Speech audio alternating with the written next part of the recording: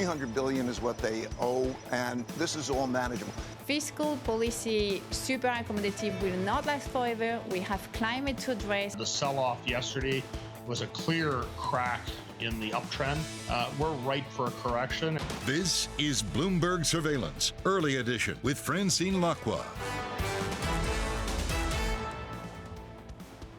Well, good morning, everyone, and welcome to Bloomberg Surveillance Early Edition on this Wednesday, the 22nd of September. I'm Francine Lacqua here in London, and here's what's coming up on today's program.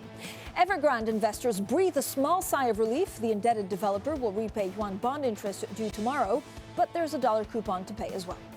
Most Asian stocks fall as China plays catch-up while U.S. futures fluctuate. European equities gain ahead of today's Fed decision. The FOMC is expected to signal a reduction in stimulus later today. And live from the Goldman Sachs Berenberg conference, we'll be joined this hour by Goldman's Wolfgang Fink and for Zinnias chief executive Stefan Sturm. We're 4 days away from the German election as well. So we're getting a bit of breaking news, and this is particularly important ahead of the election. It's IFO actually cutting their German 2021 GDP growth forecast from 2.5% or to 2.5% from 3.3%. So it is actually quite a big drop. The new forecast compared to the old forecast, that could give us indication of the anxiousness that we're seeing amongst German voters ahead of the election on Sunday. Now, the German 22 growth forecast has also, though, risen to 5.1% from 4.3%. We had a great conversation with the IFO president, of course, on some of the supply chain disruption, but also some of the rollout, for example, on infrastructure. Now, I don't know whether this is playing onto the markets as a whole, but certainly if you look at the markets, they're relieved a little bit that we saw a bit of cash injection coming from PBOC on Evergrande after the huge sell-off, the wall of worry that we had on Monday. Markets today feeling a little bit better about the future. Again, there's a lot of worries and a lot of questions on Evergrande and what the implication, for example, means for some of the banks in Wall Street. But overall, a little bit of green you can see with the FTSE 0.7%. We're talking through Bloomberg sources about the UK also joining a trade deal.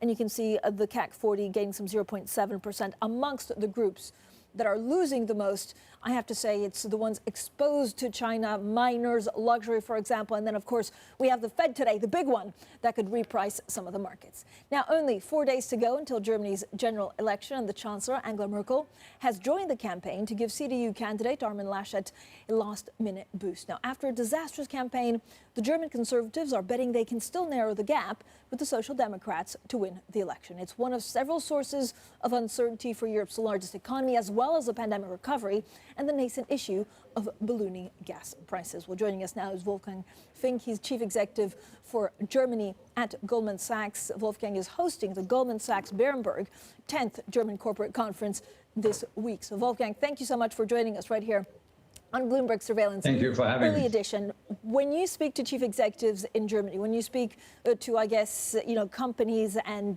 executives that need to deal with supply chain issues, what are they asking of the next government? Well, I think we clearly have, Germany has and its industry has navigated the pandemic pretty well. And we are now in this cyclical upswing phase as more and more COVID-sensitive sectors are opening. So clearly managing the current business and the supply chain challenges that you were mentioning is front and center. But talking about longer term challenges, clearly the modernization, the digitization of the economy, the balancing of the green transformation for the German economy, the topic of the global trade wars and the position of Germany in between the US-China discussions are front and center, and a new government will have to address all of those, not leaving out the demographic challenge that Germany, as one of the older economies in terms of demographics, is facing, and the shortage of skilled labor that's coming down the way as well for those corporates. But, so Wolfgang, if you put all of that into question and kind of bundle it up, is there one or two policies that chief executives absolutely need to see put in place? Is it focusing on the green transition? Is it actually cutting red tape for entrepreneurs in Germany? Hello, Francine. This is what we hear a lot. We hear a lot about the red tape that you were describing. Clearly, companies are struggling with that, and the cost of red tape to the corporate sector is constantly increasing. So that's certainly something very high on the agenda. And then, as you said, the green transition and the cost implied, but also the question as to clear rules and guidelines for corporates to safeguard their investments that are massive into green transition is front and center. So that's what the new government will also have to address. In terms of infrastructure, and again, it can be a green infrastructure or it can actually be on the digital side, Wolfgang, how different are you expecting? I know everything's to play and actually the polls are changing and it's very difficult to know what kind of coalition we'll have and whether it will take 3 months to form. But how do you see the German economy changing in the next 5 years? Well, I think there are things that have to happen, and every government, regardless of the composition, and as you know, there are lots of undecided voters at this point, as we all learn, and then also the question of which policies will ultimately make it into a coalition agreement.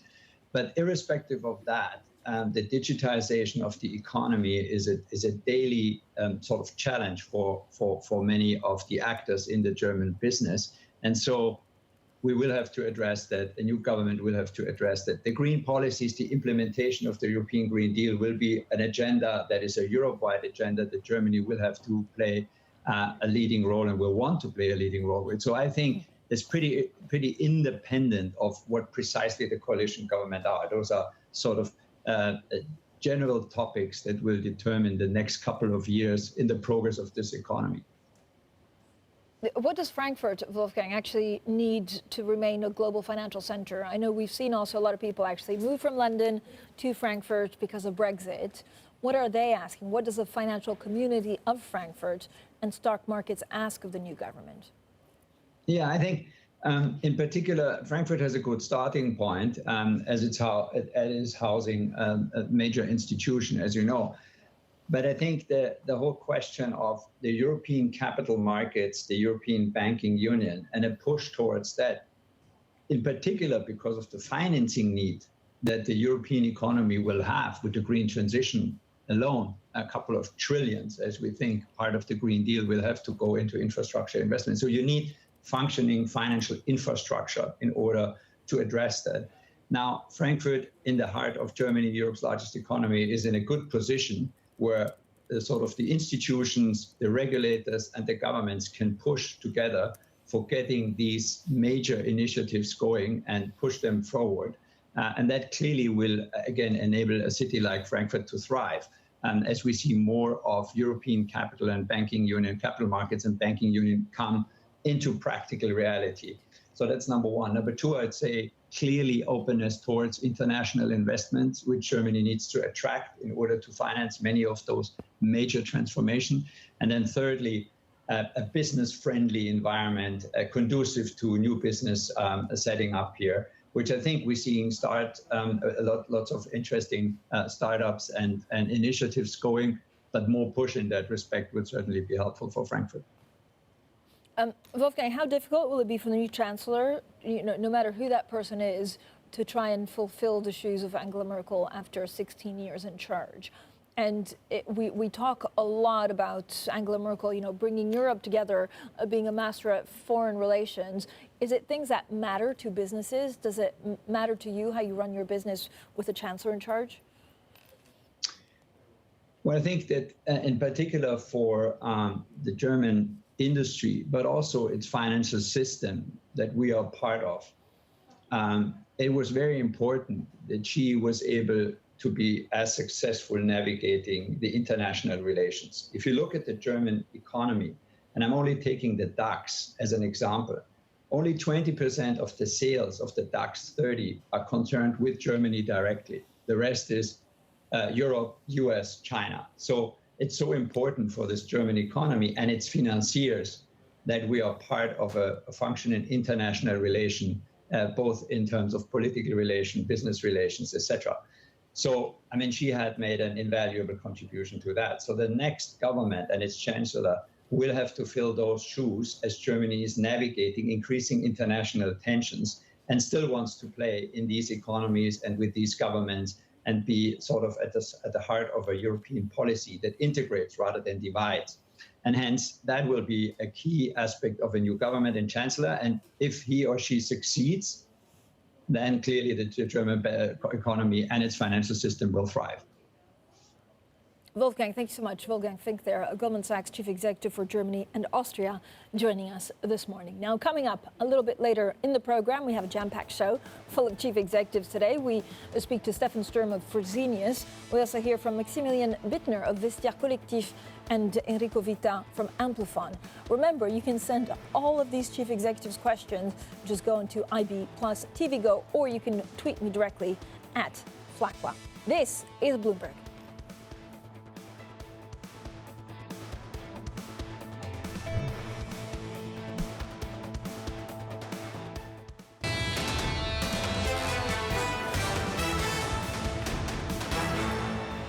Economics, finance, politics. This is Bloomberg Surveillance Early Edition. I'm Francine Lacqua here in London.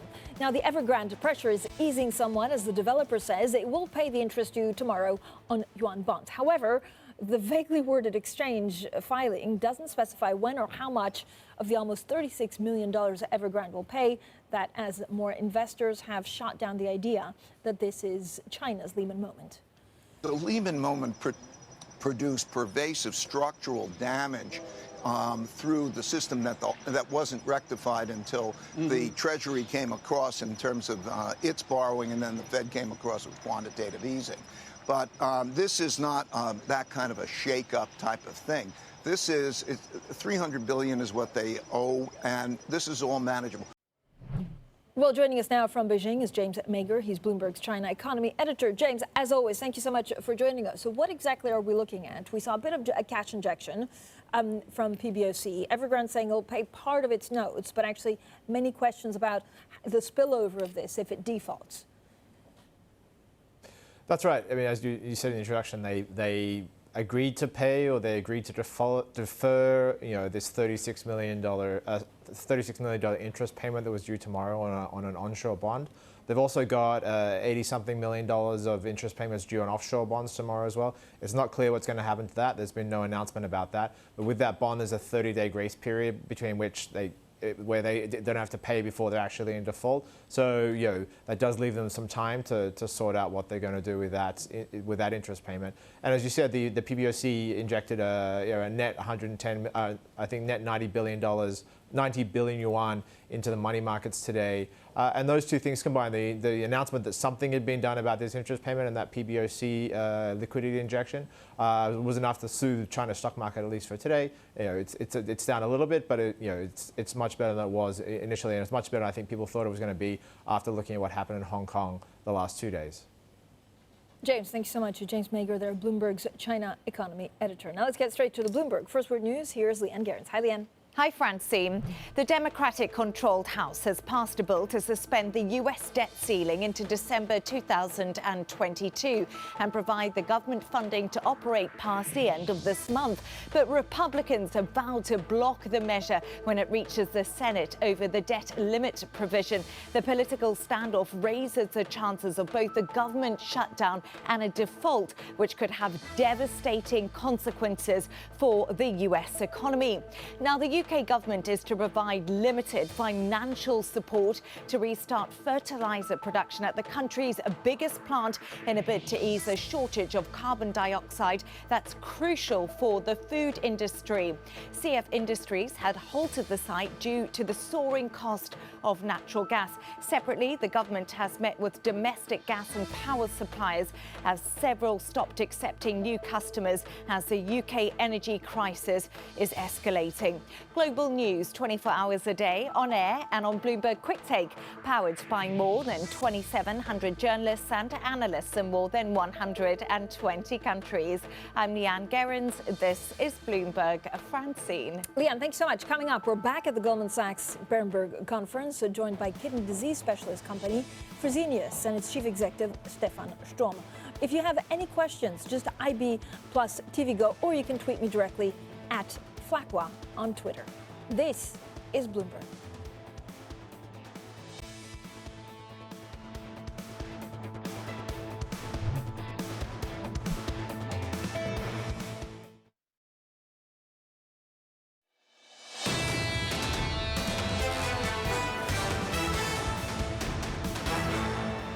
Economics, finance, politics. This is Bloomberg Surveillance Early Edition. I'm Francine Lacqua here in London.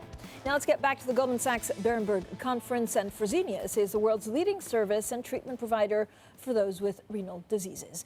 The $25 billion company recently raised its forecast for the year after seeing benefits from its strategic switch up. But it still faces a number of uncertainties, from the ongoing pandemic to rising gas prices and, of course, this weekend's German election. Well, we're delighted to be joined now by the chief executive of Zinnias. He's Stefan Sturm. Mr. Sturm, thank you so much for joining us right here on Bloomberg Surveillance. First of all, give me a sense of how the potential government shakeup after the election on Sunday could impact healthcare companies.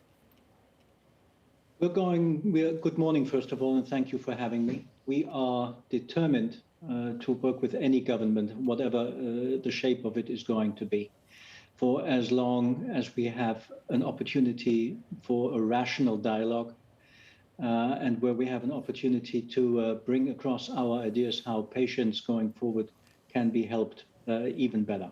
I believe there's quite a lot of noise in the various programs of the different political parties. I believe we are going to get a somewhat different and more realistic picture after the election. Mr. Sturm, overall, what do you see the biggest change in healthcare? I mean, we see a lot of disruptions, partly because of the pandemic, partly just because it's a business that hasn't been disrupted as much as others. How do you see your industry and Zinnias changing in the next 5 years? To the degree that we are a service provider, and we are predominantly that in our dialysis, but also in our European hospital business, we have been talking about that mega trend about inpatient treatments gradually moving to outpatient treatments, then thereafter moving into a patient's home. That trend is still ongoing and arguably has even been accelerated by COVID. What we also do see as a second trend, obviously, is a move more towards digitalization. We got to get closer to a patient, closer into a patient's home, and with that also make the treatment of a higher quality.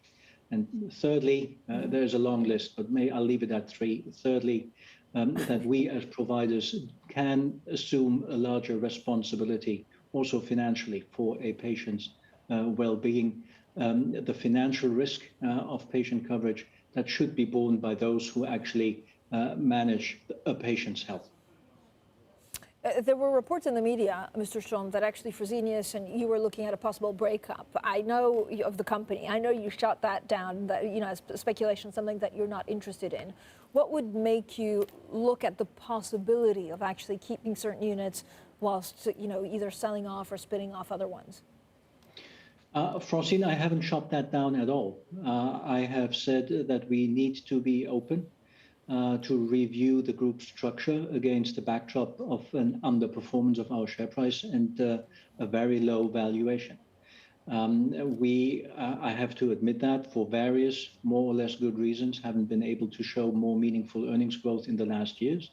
And against that backdrop, a very healthy group structure that served us well, that gave us very healthy diversification, in the eyes of many investors has turned into something that is rather excessively complex.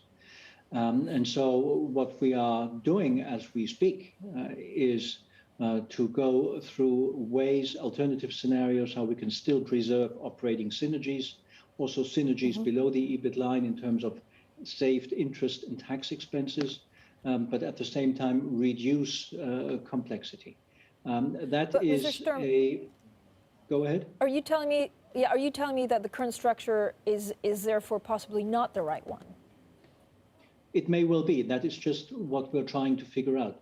That structure has served us well. It did not prevent us from getting a 20 PE. It took us to our all-time high as far as the share price is concerned. But things are changing, and therefore that is what we are determined to analyze.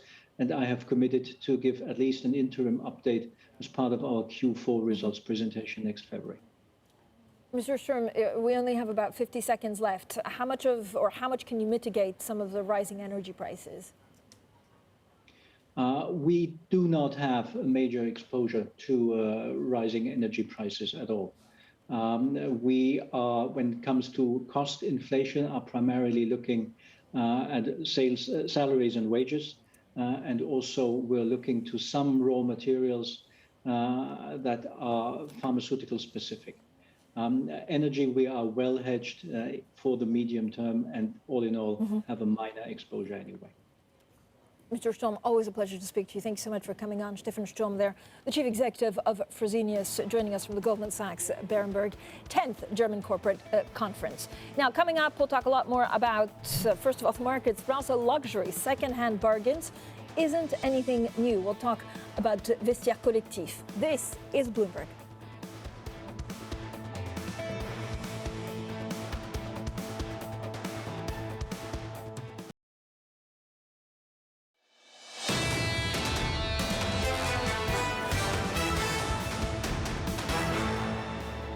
Evergrande investors breathe a small sigh of relief. The indebted developer will repay yuan bond interest due tomorrow, but there's a dollar coupon to pay as well.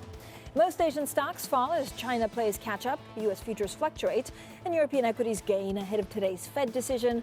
The FOMC is expected to signal a reduction in stimulus later this year. And Merkel boost, the outgoing German chancellor, gives a homestretch boost to Laschet's faltering campaign. Well, good morning, everyone. Welcome to Bloomberg Surveillance Early Edition. I'm Francine Lacqua here in London. So lots going on. It is Wednesday, a reminder Wednesday. We've made it through halfway through the week on this 22nd of September. So European equities continuing their bounce back after Monday's ugly sell-off. Evergrande spurring some fresh uncertainty in markets with a vague statement regarding tomorrow's bond payments. But a cash injection from the PBOC has also shored up sentiment. This comes ahead of today's Fed meeting, where an updated dot plot could pay off for the hawks. Now, we spoke to a number of top investors from the Greenwich Economic Forum Investment Conference in Connecticut about the recovery, about inflation, and about where they're putting their money. We got hit by the COVID coming. And so then we bounced back from that. Supply chain problems that we're facing is very traditional Economics 101. I see over the medium term 9 negative supply shocks going to reduce potential growth and increase cost of production over time. We are looking at inflation being more of a short to medium term issue. We didn't take as much risk as we could because we added value, but not as much as we should have added. We're 24/7 buying and partnering with the market leaders who are leading digital transformation in their industries. A lot of the funds that we manage are taking much longer term bets, so we feel much less sensitive, maybe to a change in policy. Let's go straight to Danny Berger. Danny, good morning. So it looks like the Evergrande sell-off is over for now. Yeah. Good morning, Francine. At least for now, I think that's really key because there is a little bit of relief in this market today. But there's still a lot we don't know. We don't know the details of this agreement that Evergrande has reached with its onshore bond payers. We don't know what the offshore picture looks like. But in the meantime, when China reopened today, this is, of course, the close price. First day open after a holiday, it only sank 0.7%. This is not that bad when you consider what happened in the Hong Kong market, for example, some of the U.S.-China exposed stocks. So it's partially Evergrande reaching agreement. It's also the PBOC injecting some liquidity that at least now is calming investors. Of course, there's still questions that remain that might shake things up, but that means Europe can head higher. The S&P 500 futures can head higher by as much as 0.5%. But Francine, where the real China relief rally kicked in today was iron ore. We are now back above $100. Previously, this had sunk below concerns about China curbing steel output. But again, I think just with these sort of brighter, more accommodative signs emerging from China, that allowed the metal to rally today. Okay, finally, actually, something happening with iron ore, which is not concerning news. What are we expecting from Fed today, Danny? Well, I think that there is this sense that given how dramatic the start of the week was, that at least comparatively, it might be kind of boring. I think what people are really looking out for is any hawkish shift in the dot plots, what that economic forecast might be from the Fed. And you can see that based on what euro dollar futures are doing. So if there's going to be any sort of hawkish tilt in the dots, this is really what's sensitive, what will show up. And over the past week, we've seen the third highest amount of contracts trading hands in euro dollar December 2024 futures, the third highest in history. So you have banks like Goldman, TD as well, recommending that their clients put on some more of these hawkish trades. So whether it'll be a snooze fest or not, there's certainly some short-term posturing around that we will get more of a hawkish tilt from the Fed, Francine. Danny, thank you so much. Dan Berger there looking at the dot plots. Now, almost 2 years since the start of the pandemic, and online shopping is now a force of habit for fashion lovers. Vista Collectif, a pre-loved fashion platform, is hoping this lifestyle change is here to stay. Now, the startup has raised over $200 million backed by SoftBank, increasing its value to $1.7 billion. Now, Vista Collectif achieved unicorn status earlier this year after funding from Kering and Tiger Global Management. Well, I'm very pleased to be joined by the Vista Collectif Chief Executive Officer. He's Max Bittner. Max, always great to speak to you and catch up on some of these pre-loved great companies that are also being in the sustainable space and helping with how much we shop. How has the pandemic changed the way people shop around the world, and what's it mean for the regions you're now focusing on? Yeah, firstly, good morning. Thank you for having me. The pandemic had a big impact on the business from a couple of different angles. Firstly, people spent more time at home. They were more exposed to, what was in their closets. So, as time passed by, they approached that closet differently than in the past. On the seller side, people thought about ways how to monetize their wardrobes. Many people faced uncertainty, not just on the health side, but also on the financial side. And what people don't realize is how much money lies in their closets, unused, unworn. You wouldn't have your money lying in a bank like that without it working for you in some sort of way. But I think the biggest impact of it all has been is the realization for all of us, how everything we took for granted over the last decades can go away in such a fast heartbeat. The threatening global warming crisis that we've read about every day over the last 3 months in the summer, with half the world being underwater, the other half being on fire, shows that people need to act. And our biggest mission and goal is to really help people think through changing the way they think about consumption. Yeah. Max, what's your biggest concern right now? So first of all, what will you do with this new funding? And we've seen a number of rivals also crop up. What do you need to get right in the next 12 months to stay ahead? I hate calling my brothers and sisters in arms rivals, because, our rivals would be stupid consumption, fast fashion, people buying more and more stuff they really don't need. So I really see them more as friends than foes. They're investing, educating the same consumers we're targeting. So, the more the merrier. My biggest concerns are, I'm in an amazing place, which is getting a lot of attention right now. So execution will always be top of mind. And the second part, and the main thing we will spend this money on is just investing in more tech. We want to hire more engineers. We want to make sure that our platform becomes more easy to use for buyers and sellers. We're a big marketplace, which is defined by the liquidity that we provide to people. So the easier they make, the better it is. And that's what tech is for. I mean, I know you're talking about stupid consumption and, of course, extending the life cycle of a lot of these, beautiful products that have been around either 2 years, 5 years, or 10 years. But how do you work around, the fact that you're shipping that is not always in a friendly way? How does, your part of the industry reconcile with that over the next 5 years? I think it's a fantastic question. I think the main fact is when you think about an item being produced and sold, the biggest share of carbon emission comes from the production. The work we've done with external parties shows that if you buy, for example, a second-hand bag, where you reduce carbon emission by 90% despite shipping the product. But we don't want to stop here. We're also challenging ourselves, and we recognize that shipping products is our biggest source of carbon emission. One of the key services I launched since I joined was direct shipping, where we give buyers and sellers the opportunity to connect directly and opt out of the authentication service that we provide. This has been massively successful, especially at lower price points. When you buy a Birkin bag, you want to make sure that we authenticate it if you're buying $100, says Andres, maybe less so. And we're challenging ourselves every day. We also announced about 10 days ago that we became a B Corp. So really having ESG at the front and center of our company is frankly more important to us than valuations. So, Max, what's your end goal for Vista Collectif? Is an IPO further down the line something that you're hopeful for, or will you get bought out completely by one of the bigger, luxury conglomerates?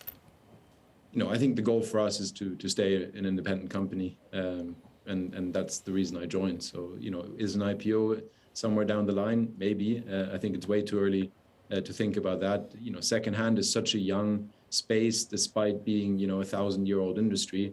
I like being private right now, and I like being able to be as nimble as I can. What's your strategy in China? I know a lot of luxury groups are kind of reassessing, if not their commitment, their strategy there. I wouldn't be doing my job right if I wouldn't think about China probably every day. It is now the biggest luxury market in the world. But more importantly, it probably has the most sophisticated, most savvy, online shoppers, especially on the fashion side in the world. But I also recognize that China is a big beast. From a competitive environment, you have probably the best consumer-facing e-commerce companies in the world. So I look at it as a massive opportunity, but I also realize that it's a big challenge. So I'm figuring out my next steps. All right, Max, thank you so much. I hope you come back, of course, update us on some of those steps. Max Bittner there, the chief executive of Vista Collectif, joining us this morning. Now, smart conversations continue on Bloomberg Surveillance Early Edition. Up next, has mask wearing made people realize about their hearing impairments? Well, we put this question to the chief executive of the world's biggest hearing aid company, Amplifon. If you have any questions for him, just IB plus TV Go. This is Bloomberg.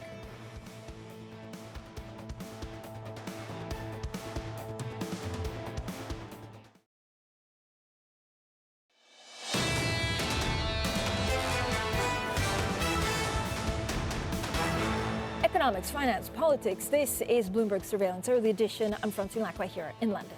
Let's get straight to your Bloomberg Business Flash. Here's Leanne Gerrans. Hi, Leanne. Hi, Francine. Evergrande's onshore property unit says it has reached an agreement with yuan bondholders on an interest payment due on Thursday.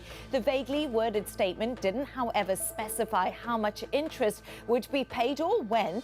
Meanwhile, the biggest US banks appear to be sidestepping any fallout from the crisis. Citigroup says it has no direct lending exposure to Evergrande. Bloomberg understands JP Morgan and Bank of America also have no such links.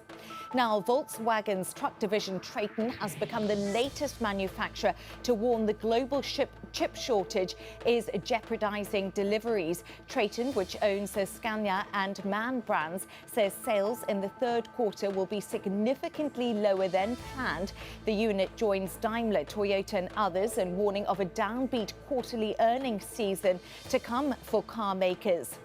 DraftKings has offered to acquire UK gambling firm Entain in a deal worth more than $22 billion. Entain said it's considering the cash and stock offer for 2,800 pence a share. An acquisition would dramatically expand DraftKings' emerging gambling empire.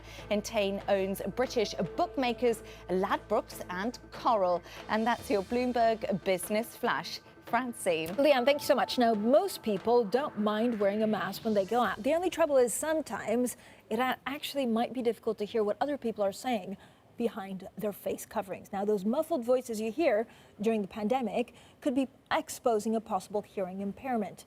Has mask wearing exacerbated this trend? Well, our next guest is Enrico Vita. He's the chief executive of Amplifon. Amplifon is the world's biggest hearing aid retailer. Founded in 1950 in Milan, Amplifon has a market cap of 10 billion euros. Let's get straight to Enrico Vita. Thank you for joining us, Enrico. There's so many questions I have on hearing impairment, on some of the products that you do. First of all, how has the pandemic changed, or how have sales gone at Amplifon during those 18 months? Were people reluctant to get new hearing aids? Good morning, first of all. Yeah, well, of course, in particular, in the first phase of the pandemic, people were very reluctant to get out of their homes, and therefore we also suffered from the pandemic. But what it was very, very good to see for us was that just after a few months, when the restrictions to the mobility of the people were lifted, we had people coming back to our stores. So, hearing aid is not nice to have. Hearing loss is quite complex and important pathology, and therefore, as soon as the restrictions to mobility were lifted, we saw the clients coming back to our stores. Enrico, how does our relationship, of course, with our health, with how we hear, with some of the impairments that people have, how will it change because of the pandemic? Is there a new social contract, or do you think we'll go back to what it was like pre-pandemic? Absolutely. Hearing well has became even more important during the pandemic and even after the pandemic. Untreated hearing loss can have a devastating impact on the people's mental health and their ability to sustain relationship, and therefore on the people's quality of life. That's why, in particular, during the pandemic, when people was not able actually to meet with others and to establish a personal relationship, hearing well was even more important than before. I know you have quite ambitious targets, and what you're planning for 2023 also strategy mentions revenue will be grown by a number of things, organic growth, but also acquisitions in France, Germany, the US, and China. Are you targeting specific companies, Enrico? Yeah, well, we have some ideas, of course. Acquisitions has been always part of our model of growth, I would say. In the last 6 years, we have invested about more than 1.5 billion in terms of acquisitions in order to strengthen our leadership in the marketplace, in order to lead the consolidation, which is a process which is ongoing also in our sector. So definitely we will continue to invest in terms of acquisitions. You have mentioned two key areas of focus for us. One is the US, the biggest market in the world, and the other one is China, which is the fastest growing market in the world. So for sure, we will look at those two markets as a priority. So how much do you think you can grow the US market in the next 2 to 3 years? How much bigger would the US be? And do you worry about valuations? How much more consolidation actually will we see? Well, we can in the US, definitely there is a huge potential for us.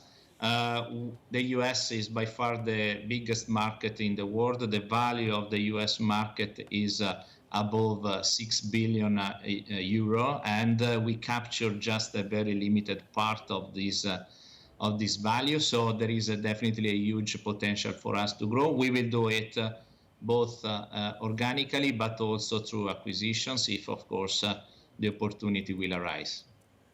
Enrico, I mean, given some of the supply chain concerns, some of the concerns also in dealing with China, what will your priority be, or what do you worry about the most to try and achieve actually some of those targets? No, I have to say that as of today, we did not have any significant problem in terms of supply chain. In particular from our suppliers of hearing aids. So this is not a real concern for us. In general terms, we are very confident about our ability to reach the targets we have done in the past. The company has grown in the past always above market, very often double digits. So we are pretty confident about us reaching the targets that we have set for 2023. Enrico, thanks so much for joining us. Enrico Vita, their Chief Executive of Amplifon, joining us this morning. Now, coming up, from Evergrande uncertainty to the Fed's updated dot plot, we'll discuss the markets next with MLive's Eddie van der Walt. This is Bloomberg.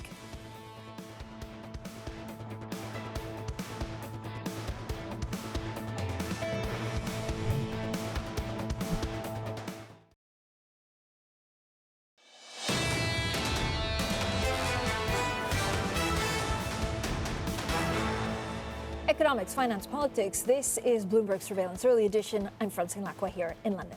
Now, investors will be eagerly watching the Fed's rate decision later today on any signs of tapering, the U.S. debt ceiling deadlock, China's Evergrande crisis, and of course an extension of COVID lockdown measures may push the Fed's first interest rate increase back to 2024 or even later. Now, meanwhile, Bitcoin slid below 40,000 for the first time since early August before rebounding. So to make sense of all these different market moves, we're joined now by Eddie van der Walt from our Markets Live team. So Eddie, how much are you focusing on China compared to Fed? Yeah, you know what? I think there's a growing consensus in the market at this point that the China situation will probably be contained, that China has the tools to just put a cap on this and provide the liquidity that the markets need, that even if there is some sort of messy outcome, that they will be able to contain it. And therefore, the Fed will be able to focus on matters at home. However, the Fed will also have in the back of their mind that markets have been extremely volatile in the last few days in the context of how little volatility we've seen this year so far. And I think that will just worry them about spooking the animal spirits at this point. So I think it will play on the back of their mind, not so much the fallout from this, but just seeing how jittery traders have been in general. Eddie, we also had a wonderful interview from the ECB board member, Mathis Muller. I mean, what does this interview tell us about some of the dynamics actually facing ECB, but central banks in general? Yeah, that was a really insightful interview, and I think that they're talking about extending QE as PEC comes to an end. I think that's really interesting. That really tells the market that certainly from the ECB's perspective, there is going to be a lot of liquidity in the market for some time to come. I don't think anybody expected the ECB to be a first mover here, but I think it shows that the doves are alive and well in the ranks of central banks across the board. Eddie, in general, we have the German elections coming up. Like, what are some of the bigger market forces at play? Well, absolutely. If we look beyond today's FOMC, I think the German elections are absolutely key, and it's key for one particular reason. Nord Stream 2 has become an election issue and is potentially in play because the way the math looks like now, the Greens and some other parties who are very opposed to approving Nord Stream 2 could hold the balance of power. Now, whether they will use that, we will have to see. But that could just, put a little bit of extra pressure on European gas prices, which then puts extra pressure on inflation, which plays into the central bank narrative. And that's what it's all about. Eddie, thanks so much. Eddie van der Walt there from our MLive team. Now, Bloomberg Surveillance Early Edition continues in the next hour. Matt Miller joins me out of Berlin. Kailey Leinz will be in New York. We'll talk about Fed. We'll talk about Evergrande. We'll also look at some of the Bitcoin dynamics there that we were talking about. So one of the things, or one of the questions I have, which was, is probably at the forefront of Evergrande investors, is will they treat international investors so much differently than some of the domestic ones? This is Bloomberg.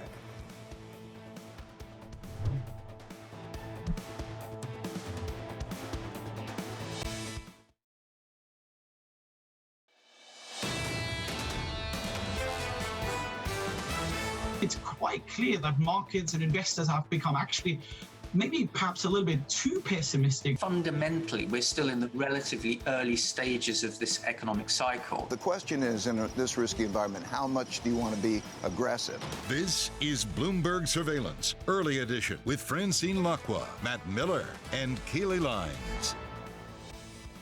It's 10 a.m. here in London, 11 a.m. in Berlin, 5 a.m. in New York, and 5 p.m. in Hong Kong on this Wednesday, September 22nd. Our top stories today. It's Fed decision day. The central bank is expected to signal a reduction in stimulus later this year, with scrutiny also, of course, on forecasts. Well, signs of stabilization in China. Evergrande reaches an agreement on some interest payments as the PBOC injects more cash into the financial system. And the debt ceiling standoff. Democrats pursue an almost certainly doomed strategy to avert a government shutdown. Now, we do have quite a lot going on. And Kailey, I guess underpinning all of this is relative stabilization on Evergrande in China, and we await, of course, the Fed decision.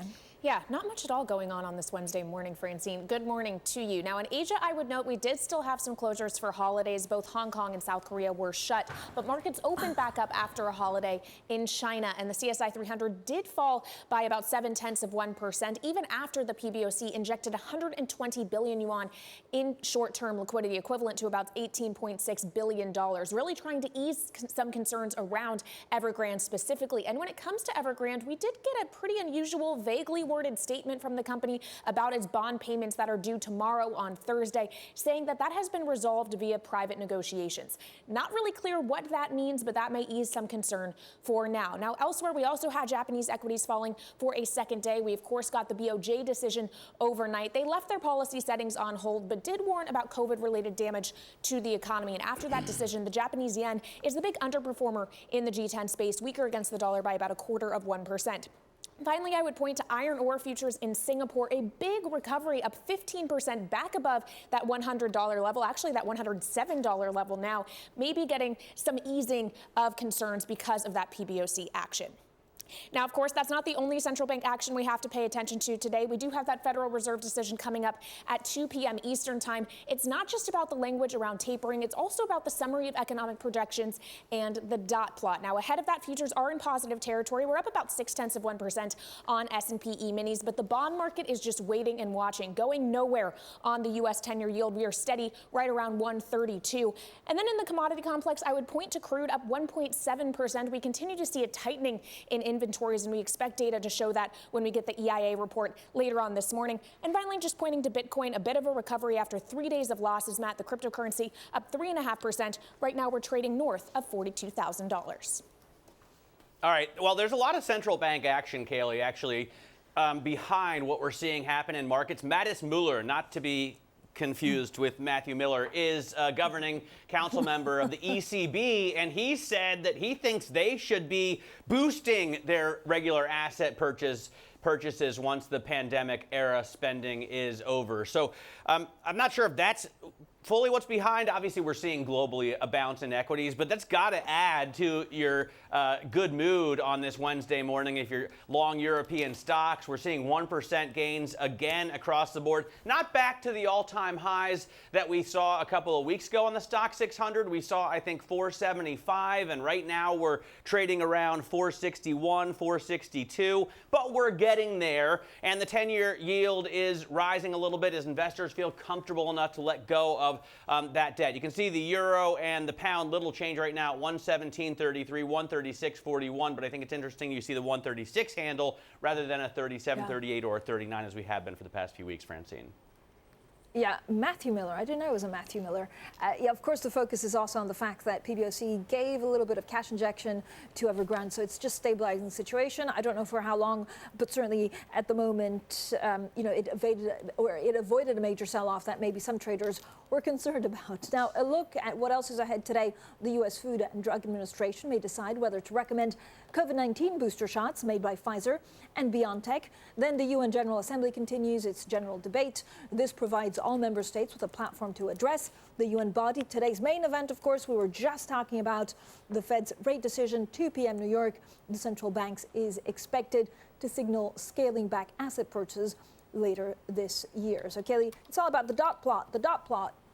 Yeah, absolutely, Francine. Do we see the median dot pulled forward into 2022 for a rate hike? Also, we're watching the summary of economic projections and then, of course, any language around tapering. So let's get more on that with Michael Mckee, Bloomberg International Economics and Policy Correspondent. He joins us now. So a lot potentially going on today, Mike. What are the number one things you're looking for? Well, you just mentioned them. We're going to look at the summary of economic projections first because that's going to tell us what the Fed thinks about the path of inflation and the path of growth, and particularly the path of unemployment. Is it moving fast enough to begin to taper? The Fed has not taken into account the inflation numbers. You can see there their forecast still very optimistic for 2021, and they think it's going down in 2022. Will they adjust that higher? And if they adjust that higher, does that mean a sooner taper and a quicker rate rise? And that'll be the question about the dot plot. Do some dots move over from 2023 to 2022? It would take 3 dots to move in order to price in a rate increase for 2022. And then, of course, we're going to be looking for Jay Powell to give us any kind of hint on tapering. Well, and Mike, there's so much going on right now that could knock the Fed off its course from one direction or the other. You've got the common prosperity push, the crackdown in China. You've got continued supply chain problems. You've got the debt ceiling issues. And yesterday, when Biden gave his speech to the UNGA, it seems like what he wants to do is double his spending on everything. So all of this seems like Jay Powell has a full plate of things to consider. He does. I'm not even sure what order you would put those problems in, and you left out one, man, and that is COVID. We don't even know what the winter course of COVID is going to be. So the Fed is flying absolutely blind. Bloomberg's Tom Orlick and Anna Wong pointing out this morning that at one point, Alan Greenspan said uncertainty is a feature of monetary policy, and that's definitely going to be true today. Michael Mckee all over, of course, the Fed later today. You can also watch our special coverage of the Fed decision starting at 1:30 p.m. New York time, 6:30 p.m. in London. Now, one encouraging sign for now, Evergrande saying it has negotiated a plan with bondholders to pay some interest payments. Now, Bridgewater founder Ray Dalio weighed in on the property developers' trouble. $300 billion is what they owe, and this is all manageable. The basic economics is, for all countries, in all time, is that if your debt is in your own currency, you can deal with it. You can work it out. You could work it out. We've Right. seen it happen over and over again. And it's a good thing that lenders get stung or that the borrowers get stung. Okay. That's how the system works. Let's get more now with Bloomberg's Tom Mckenzie, a resident China expert. Tom, I guess the question is they can deal with it, but actually do they want to deal with it? So do we have any indication on the political will for authorities to really step in? We haven't had any communication directly from the government. And of course, the question of moral hazard and trying to address moral hazard has been central for President Xi Jinping, Liu He, who leads his economics and finance team. And that is something that they're not going to want to walk back from. That, of course, is the overview of what's happening when it comes to Evergrande. What we do know, though, is that Evergrande has come out and they put out this vaguely worded statement saying that they were going to make good on this bond payment. But this is the onshore bond payment. The big one to watch this week, I think, for international investors is the Thursday payment, about $80 million US dollars, because we're starting to get a sense now that there is a hierarchy in terms of how creditors are going to be treated here, with domestic bondholders treated ahead of the US dollar bondholders. And, of course, HSBC, BlackRock, we know they and others have exposure there, Matt. Yeah, it looks like what they're trying to do is save the Chinese market while, ignoring the foreign market. And I guess that wouldn't bother President Xi's common prosperity push too much. Probably not too much. I mean, there will be some, no doubt, within the halls of power in Zhongnanhai and Beijing who are saying, look, we've made good progress in terms of attracting foreign investment into the bond markets, the equity markets. We've got a stabilized yuan. We want that to continue to support the economy longer term. But the focus for now is addressing this risk around Evergrande, but the broader property sector and the question of moral hazard. You had the PBOC coming, of course, and injecting liquidity, net about $18 billion, as Kailey was pointing out. So that seems to be what's happening. The PBOC is there in the background to provide that support more broadly for the economy and the financial sector as the Chinese authorities trying to work through what looks very much like a restructuring of Evergrande. Maybe not going to be a Lehman moment. Thank you so much to Bloomberg's Tom Mckenzie. And of course, you can watch our special coverage of the Evergrande effect. That's this Thursday at 9:30 p.m. in New York, Friday morning at the China Open for our viewers in Asia. Now let's go over to Washington. The Democratic-controlled House has passed a bill to suspend the U.S. debt ceiling into December of 2022 and provide the government funding to operate past the end of this month. But Republicans have vowed to block the measure when it reaches the Senate. Anne-Marie Horder, Bloomberg Washington correspondent, is with us here in New York. So, Anne-Marie, if this fails, and it looks like it will, what's Plan B?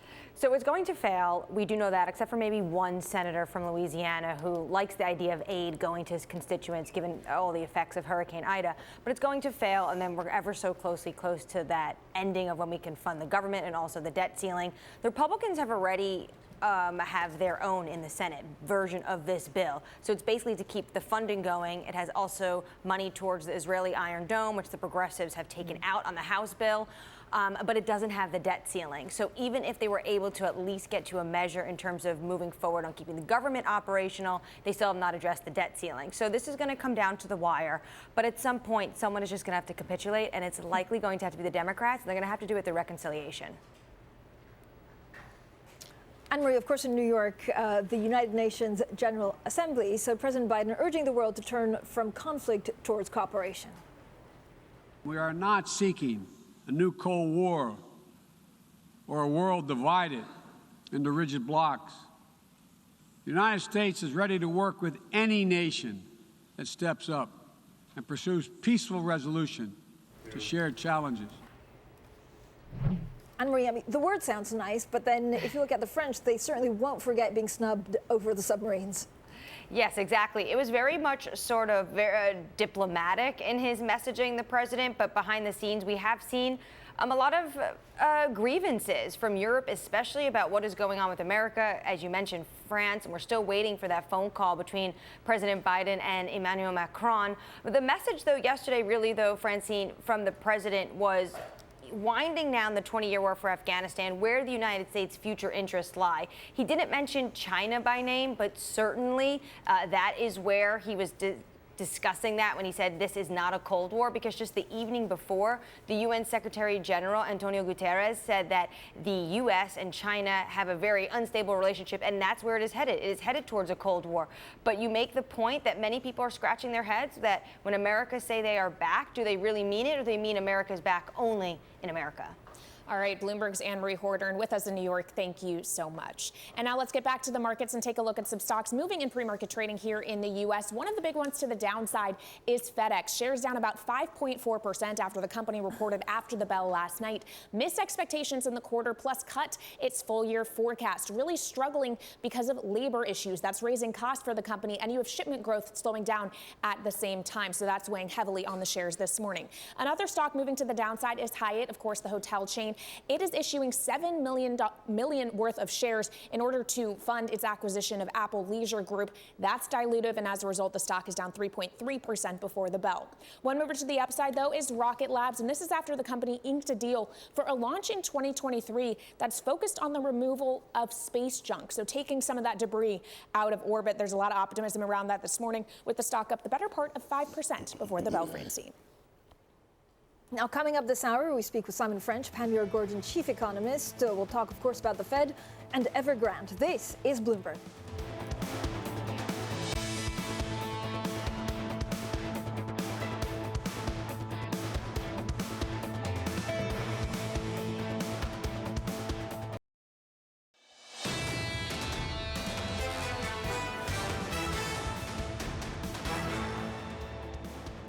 Rates in real terms are still extraordinarily low, still negative, and we're still getting reasonable profit growth. So I think that, if we get a 10% correction, I think fundamentally that's probably a good time to be getting back in. Actually, when you look at the technicals, you look at the charts, you look at the prospects that we're going to disappoint on the earnings front because of the COVID slowdown, we're ripe for a correction.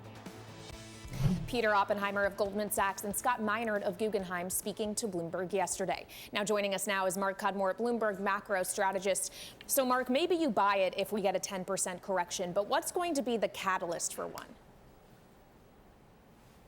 Well, I'm wondering why we're getting so excited about potential 10% correction. We're more than 5% off the highs already. So it's just basically another week or two like last week. What could be the catalyst? It could be the FOMC as soon as tonight. That's not my base case, but that's a very obvious one on the horizon. It could be an extension of the European gas crisis, which really is going global and is squeezing more firms, increases risk aversion. We're seeing more bankruptcies in the UK by the day. And of course, we do have the greater China issues around Evergrande. Not that it's anything like a Lehman moment or anything close to that, but just because we are seeing some more contagion, we're seeing some more kind of financial stress there and just some more deleveraging. So, Mark, how much clarity did you get on Evergrande, and what does it mean for bondholders? Very little clarity. Look, on a scale of 1 to 10, I think we got about 2 or 3. And the reason I give any kind of score at all there is because we got a signal. And that signal is, no, we're not going to leave Evergrande in an unmanaged bankruptcy, an unmanaged collapse. Now, no one really expected that, but there was a little bit of nervousness in the last couple of days in the holiday. It was because of that vacuum that people's worst fears were allowed to kind of run amok with themselves. So the fact that China came in, there's a little bit of messaging, there's some support support the idea that, look, we're going to continue to manage this. We're not going to bail Evergrande out. We're not going to make it easy. But we're not going to leave an unmanaged bankruptcy. So the tail risk has been removed, but it still could be quite bad in the days ahead. And it's exactly where we are in that spectrum that's important. You know, I'd say I interviewed Scott Minerd yesterday, and he mentioned a 10% correction, but then said it could go to a 20% correction. And that's where maybe you want to buy the dip. Would you be a buyer there as well, Mark, considering that we've got the Fed intent on tapering and Congress providing a little fiscal tapering, possibly providing a little fiscal tapering of its own? So there's probably several layers to that question. First of all, I don't think tapering would be negative. I know we're expecting tapering to be confirmed for November is probably the most likely expectation tonight. I think clarity on tapering front would be good news. You know, you go back to the question on Evergrande, clarity is a positive for markets. If the Fed was derailing tapering again, it would be people going, oh my God, how worried are they about Evergrande? What are the concerns out there? So I think clarity on tapering would be very important. So I think if we get a shock from the Fed tonight, it's more likely to come in the dots. I'm not expecting that, but I don't think we get a disappointment because of tapering. So the best message would be clarity on tapering. It's coming, but we don't get an aggressive top plot and dot plot. And therefore we get easing, stocks can carry on. But Mark, if we get both and move up in the dots and guidance around tapering today, has the Fed entirely lost its ability to separate those two things? I think they are struggling to separate those two things, and I think it's a great question, because you're right that if they raise the dot plots at the exact same time, people are going to even more struggle to this idea that there is any kind of distinguishing between the two, the sequencing problem. But as I said, even if you do that, I think it's just a short-term disruption. But, you know, Matt says, do you buy that dip even if it's 20%? I think the point is, I'm not convinced that US stocks are going to be the leaders for the next 6 months, next year either way. So I'm relatively constructive on global markets if we get a bit of a disruption.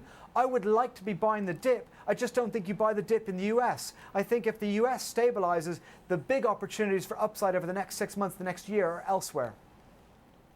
Mark, thanks so much. Mark Cudmore there, in charge of our MLive blog, and I urge everyone to go and check it out on the Bloomberg terminal. Now stay with Bloomberg for special coverage of the Fed decision starting at 1:30 p.m. New York time today. That's 6:30 p.m. in London.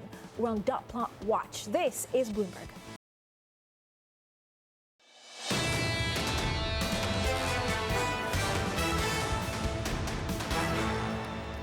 This is Bloomberg Surveillance Early Edition. I'm Francine Lacqua in London, Matt Miller in Berlin, Kailey Leinz in New York. Now let's get straight to the Bloomberg First Word News. And the UK is said to be exploring joining the US-MCA free trade agreement between the US, Mexico, and Canada. Now it seems to be a recognition that the Biden administration won't start negotiations on a bilateral deal anytime soon.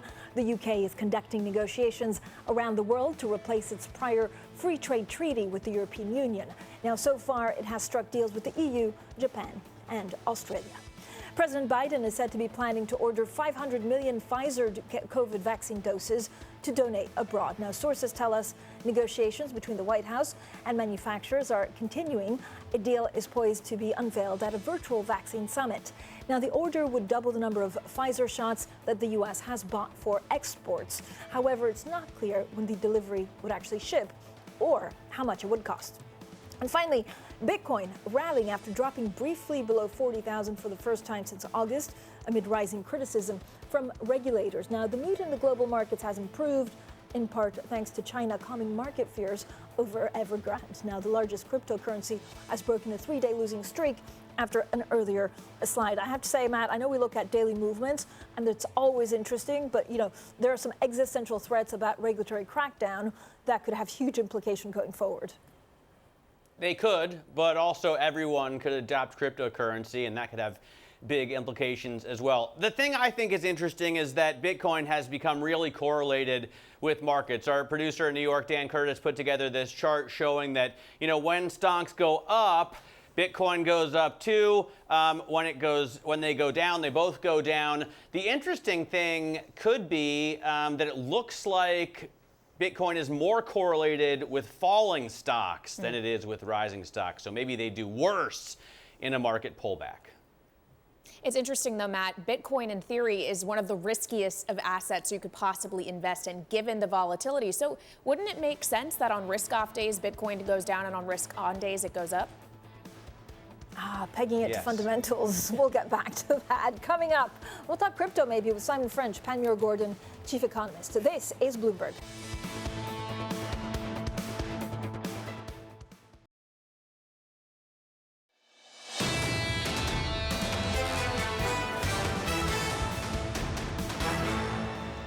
This is Bloomberg Surveillance, early edition. I'm Francine Lacqua in London, Matt Miller in Berlin, Kailey Leinz in New York. Matt, a lot of the focus, of course, on Evergrande. We don't have that much clarity, but it seems that the markets have stabilized a little bit, maybe not the sell-off that we were expecting after 2 days of closures in Chinese markets. And then, of course, the focus on Fed. Yeah, we don't have a ton of clarity. In fact, you could argue that we have even less clarity after the release from Evergrande saying that they've negotiated some sort of settlement with clearinghouses. It's not 100% clear exactly which clearinghouses they mean, but we do have most of the biggest minds in markets saying the PBOC is going to step in here. China is going to do something to stave off an absolute catastrophe. So markets seem to be in agreement. Yeah, markets for the moment are kind of brushing off any kind of anxiousness, Kailey. Yeah, it looks that way, Francine. Of course, they're also in a bit of a holding pattern ahead of the Federal Reserve decision coming up at 2 p.m. Eastern time. Right now, you are seeing the dip buying continuing in Europe, stocks rising there for a second day. The stock 600 is off of session highs, but still up about 0.6%, led higher by basic resources and energy. I'll have more on that in just a moment. Here in the U.S., we didn't really see the dip buying hold in yesterday's session, even though we opened higher. We saw some intraday selling. Today, though, once again, futures are in positive territory, up about 0.5% on S&P E-minis. So we'll see if that can hold today. In the bond market, steady as she goes as we await the Fed. This 10-year yield is sitting just south of 1.33%. And then, as I said, basic resources and energy outperforming in Europe. That is due to a rebound we're seeing in the commodity complex. The Bloomberg Commodity Index actually higher after a 4-day losing streak. It's up about 1%. We're seeing pretty strong gains in the likes of metals like copper as well as oil. And that is leading to some positive activity in pre-market trading for commodity-related equities, both in terms of material stocks like Freeport-McMoRan and Alcoa, and energy names like Diamondback and Occidental Petroleum. All of them are higher in the range of 2 to 2.5% this morning, Matt.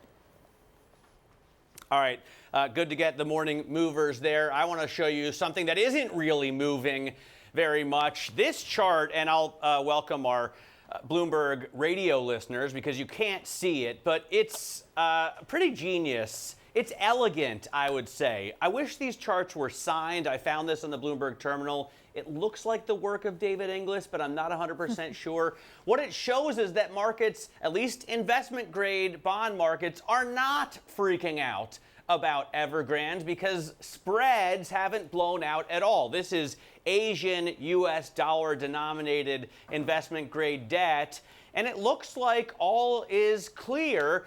Simon French joins us now. He's a chief economist at Panmure Gordon. Simon, I will admit, as Mark Cudmore pointed out, that of course junk debt is freaking out, but then that's junk. It doesn't seem like Evergrande is really worrying markets that much.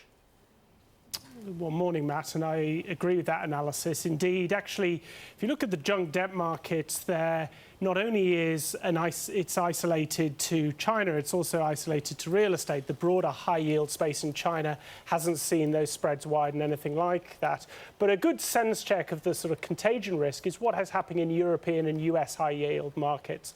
And you really have to squint at the high-yield spreads to see any contagion risk at the moment, which I think is where we sit as regards the overall macroeconomic spillover. Yes, there will be targeted pain delivered by who holds the losses in the Chinese economy. But is this going to become systemic? Will the Chinese authorities allow that to happen? I think that's highly unlikely. I'm so excited of having Simon French in the studio. I could go over and hug you, not allowed, social distancing. When you look at what the Chinese authorities want to do, so first of all, do we know whether they have the money to intervene, even if it's $300 billion?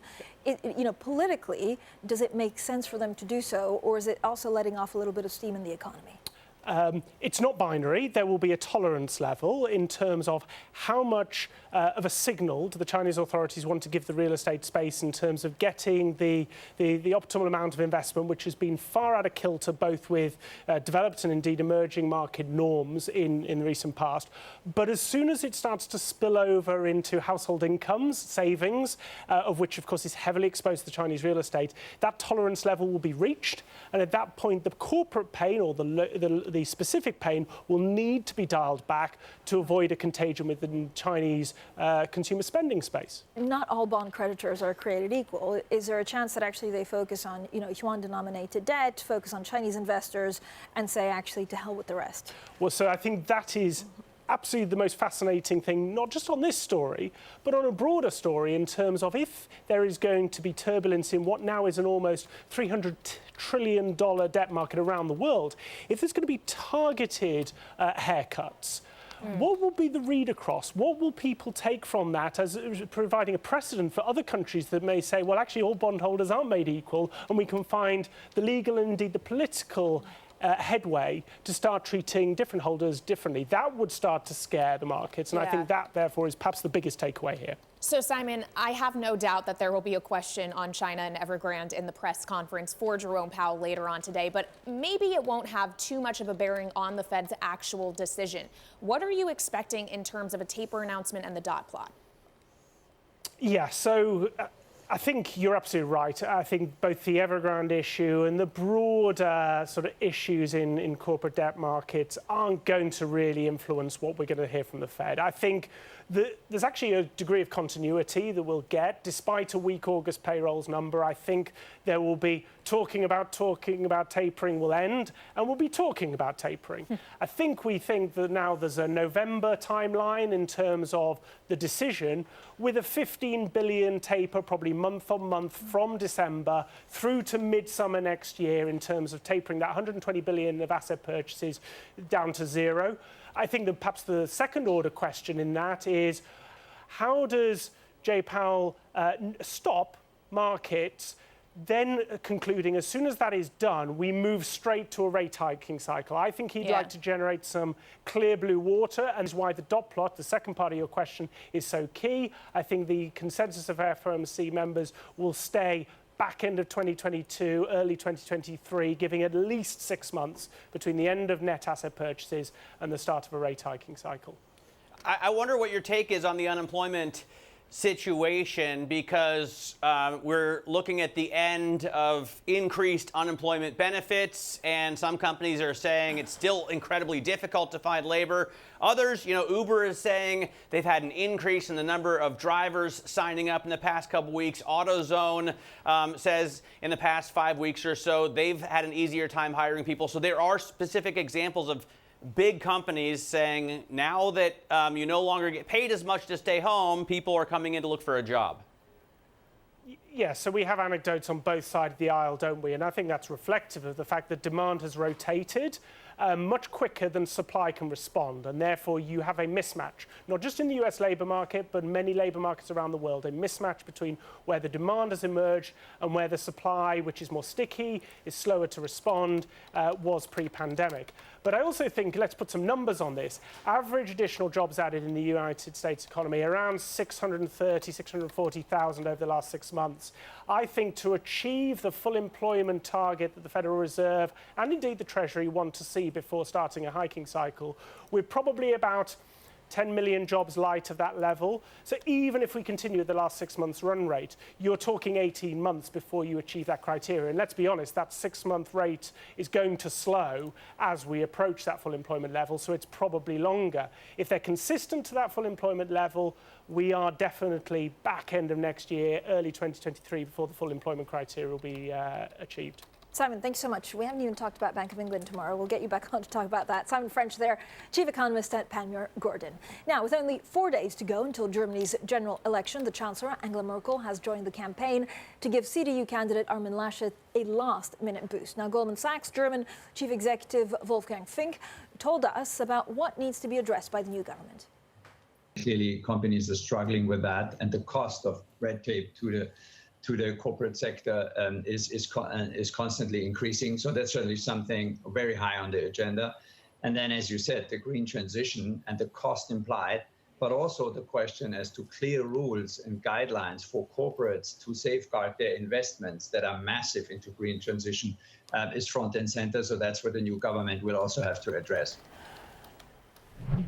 For more, let's get straight to our reporter on the ground in Berlin, Maria Tadeo. So Maria, first of all, the polls are getting closer. How much can Angela Merkel actually swing these undecided voters? Yes, and Francine, yesterday Angela Merkel was on the campaign trail, and that by itself tells you a lot, because at the beginning of this campaign, Angela Merkel was very clear that she did not want to get involved, that there needed to be a very clear distinction between Angela Merkel of the CDU and Angela Merkel, the Chancellor of Germany. Yesterday, she endorsed once again Armin Laschet, saying he is a man that will fight for every job in Germany. Now, what they're hoping is that some of that star power will stick with the CDU and propelled them in the final weeks and days of campaigning, I should say.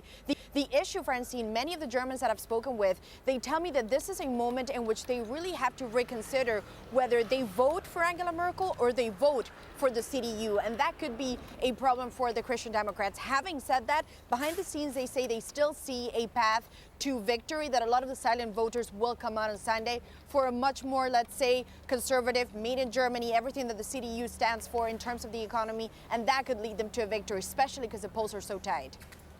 Yeah, tight, and it does look like the CDU is narrowing the gap. Is there still a path to victory for Laschet and the CDU? Well, again, going back to that point, when you speak to members of the CDU, they say that there is still a way to make this happen. The polls are polls. Have to yes, say that. Olaf Scholz done very well on the campaign, but ultimately, well, they have to say that, and it's their spin on this, of course. But what they argue is that Germany is still a country that fundamentally, away from the big cities, continues to be middle Germany, very proud of its industry, Christian too. That plays well for a party that has Christian in its name, and that we will see a much tighter result than what they expect. Having said that, you're very right. If there was an election today and polls are right, it's Olaf Scholz and the SPD that would win, and the CDU could very likely be kicked out of government. All right, Bloomberg's Maria Tadeo in Berlin, thank you so much. And coming up, debt ceiling deja vu. As DC does the same old song and dance, U.S. Treasuries are still defying the S&P downgrade from 10 years ago. We'll have more on that next. This is Bloomberg.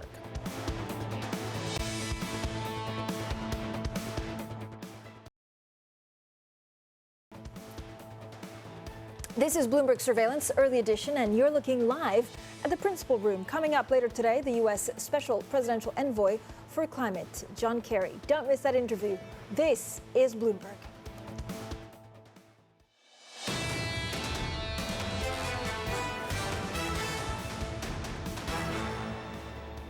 This is Bloomberg Surveillance Early Edition. I'm Matt Miller in Berlin with Francine Lacqua in London. Now, a decade after taking the unprecedented step of downgrading the U.S. credit rating, Standard & Poor's shows no signs of reversing its decision, even as the U.S. credit outperforms every developed economy and prevails as the greatest magnet for global investors. That's the focus of Matt Winkler's latest column. Bloomberg's editor-in-chief emeritus joins us now with more on this. And Matt, I find it fascinating that this hasn't been changed, and I wonder if it's because of the debt ceiling debate that seems now to come back over and over and over again, that a rating agency like Standard & Poor's would believe there's a possibility the U.S. might not meet its obligations. Well, it's great to be with you, but the debt ceiling itself as an issue is essentially a ministerial function. So what that means is it's not tied to anything in particular. It's just something that has to get done, and it goes back decades. And probably the rating decision of a decade ago confuses politics with what you would call fundamental economics and investment. And the proof of that is, of course, that even when we got a hint that there might be a downgrade in July of 2011, actually treasuries were rallying into the S&P decision in August and continued to rally, of course, for much of the past 10 years, to the extent that interest rates are much lower today than they were before S&P downgraded the U.S. And as you rightly said, the U.S. actually has been the best performing, if you like, debt economy among developed economies or developed nations. And treasuries, if you bought them in 2011, the benchmark bond, you have a total return today of 50%. Yeah. So what does that tell us, Matt? And good morning to you. What does that tell us actually about, how much more of an effective borrower the U.S. has become? Well, the demand for treasuries actually has continued unabated. In fact, if you look at what has happened, there's been a greater supply of treasuries over the past 10 years, much greater, exponentially greater, and yet interest rates are actually much lower than they were at the time that S&P lowered its decision. The decision itself that we're looking at right now, the debt ceiling, again, is mostly ministerial. The Democrats who are controlling Congress and the White House and the Senate actually have enough votes, should they wish, to prevail here. And that's probably why the bond market today still is indifferent to this political crisis that we're all talking about today. So how much does it matter, Matt, that Standard & Poor's lowered its credit rating? And will they ever raise it back again? Well, far be it from me to answer that question for them. But you should look at it this way. The U.S. isn't the only country that's been downgraded in the past 10 years. Japan, Finland, New Zealand, France, to name a few. And in every instance, the interest rate on their debt is lower than before they were downgraded. So this is, if you like, a repeat decision or a repeat offender by the rating company, and it's essentially meaningless. I mean, when you get right down to it, the bond market has completely ignored the decision, and in fact, the bond market has used the S&P downgrade as a contrary indicator. Matt Winkler, thank you so much on a great comment, of course, joining us today. He is the Bloomberg News Editor-in-Chief Emeritus. Now, later today, we'll also be speaking with the former Federal Reserve Vice Chair, Alan Blinder. That's at 1:30 p.m. in New York, 6:30 p.m. in London, and this is Bloomberg.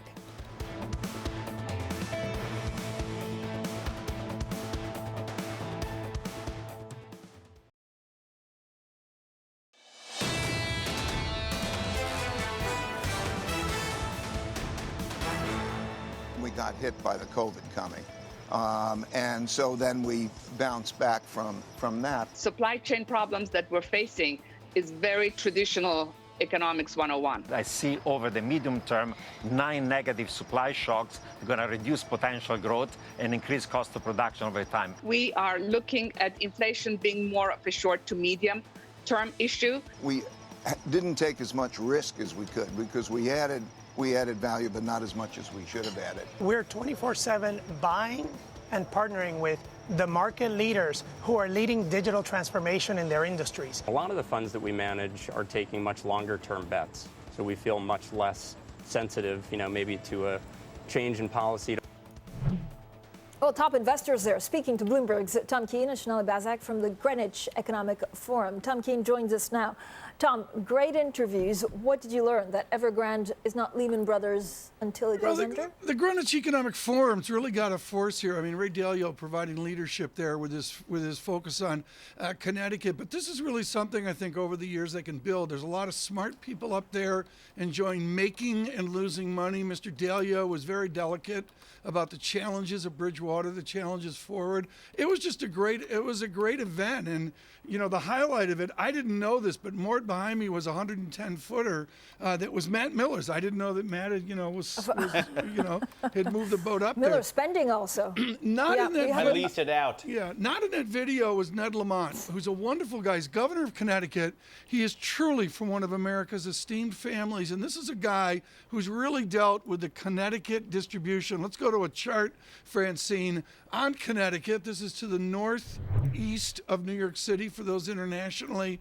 And what's interesting here, going back on per capita income, is how Connecticut does better than the nation's average during financial crisis. That's clearly what we saw in 07, 08. But the disparity, Matt Miller, the disparity within Connecticut of Greenwich, 102,000, and Bridgeport, way less. It's remarkable the microcosm it is of the nation. Yeah, I mean, we were just talking about Bridgeport the other day with Alan Crawford. He wrote a big take piece on housing prices, even in that underprivileged town. You've seen a huge jump in home prices. I prefer to be on the other side of the New York border, although the problem there, of course, is that the taxes are so high. Well, in Connecticut, they're sporting as well. He talked about that. Francine, it was a great trip, and you know, a heron went over us. Francine, it's like you were there. There was a spiritual moment where this giant heron flew over us, and I missed a question to Ray Dalio. I'm sure. I mean, it sounds like a poem actually in the French about the heron. I had to learn it when I was 7, 8, and 9 years old. I heard birds chirping. La Fontaine. You know, Tom, what, are you excited about the Fed? I am, because no one is. I think it's really important to pay attention to central banks when it's boring. It's boring, and Michael Mckee, I'm sure, will provide some interest in the press conference. All right, I'm quite excited about the Fed. Tom Keene, of course, co-anchor of Bloomberg Surveillance, and together with John Farrow and Kailey Leinz, they will also front a special on the Fed. Now, who decides what? The Fed decides. Oh, the Fed decides. Everyone decides lately. Have you noticed that? Germany decides, deciding, the Fed decides. France. Yeah. Decides. Who decide what we're watching later? I'm going to be watching Evergrande still, because we didn't get any clarity recently. And actually, a viewer pointed out to me, it's not just about the bonds, but also they had a wealth management unit. So anyone who bought those products may be out that investment. And you got to wonder how President Xi and the PBOC are going to meet the needs and obligations they have to their own citizens and allow everything else to kind of slide. Obviously, though, the collapse of a property developer isn't going to collapse the entire Chinese economy, so I think everything's going to be all right. Nonetheless, a pretty big hit. Last words. A pretty big hit. Yeah. Famous last words. I mean, I guess the concern is that you don't really know exactly where the liabilities end. I know our dentist here in the UK has been looking at China will be able to meet them if necessary. If they decide to. I mean, it's, of course, a political question. We have seen, of course, this new injection from PBOC looking at, of course, this cash injection. That won't last very long, but that's certainly helped stabilize the markets. Then the other thing, Matt, you and I were talking about it the whole hour, it's Fed tapering and the fact that it could be blindsided by not only the crackdown in China, but also debt ceiling politics. More Bloomberg Surveillance coming up ahead. We'll hear from the Airbus chief executive, the World Bank president as well, amongst others. This is Bloomberg.